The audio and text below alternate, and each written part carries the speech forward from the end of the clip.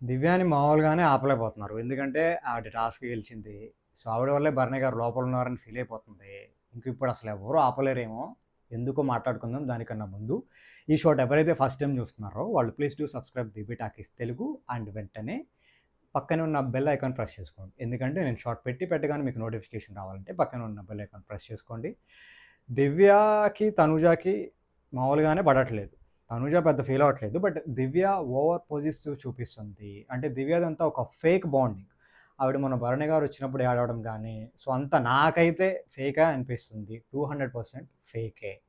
So, but by chance ఆవిడకొక task ఇచ్చారు. గెలిచింది. సో, ఇంక భూమి మీద ఆగదనమాట. సో, నా వల్లే నా వల్లే భరణి గారు హౌస్ లోపల ఉన్నారు. నేనే గెలిపిచ్చాను అన్నట్టు ఫీల్ అయిపోతుంది. అదే చెప్పుకుంటుంది హౌస్‌లో వాళ్ళకి కూడా. ఇప్పుడు దానికి తోడు ఆవిడ కెప్టెన్ అయిందనమాట. సో, ఈ వీక్ అంతా కొంచెం మసాలా ఎక్కువైద్దనుకుంటా. చూద్దాం. ఖచ్చితంగా అయితే తనూజని టార్గెట్ చేసిద్ది. 100కి 200% నేను మాటిస్తున్నాను. ఎందుకంటే ఆవిడకి తనూజ హౌస్‌లో ఉండడం ఇష్టం లేదు. సో, ఏదో రకంగా పంపించేద్దాము.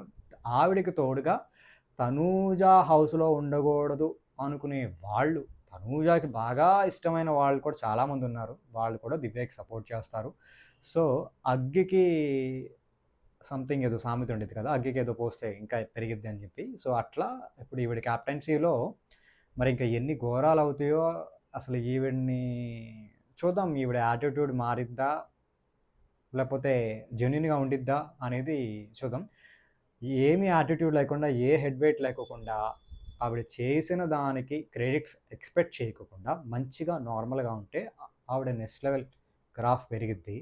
అది కాకోకుండా ప్రతిదానికి నా వల్లే అంటే చూద్దాం. ఏమైనా అవ్వచ్చు. ఎందుకంటే చూసేవాళ్ళకి చిరాకొచ్చిద్ది కదా! ఆవిడ ఏడుస్తుంటేనే జెన్యూన్‌గా ఏడవట్లేదని అనిపిచ్చేసింది క్లియర్‌గా. నాకనిపిచ్చింది. చాలామందికి కూడా అదే అనిపిచ్చుండిద్ది. సో, నేనే ఇలా అనుకుంటున్నానా?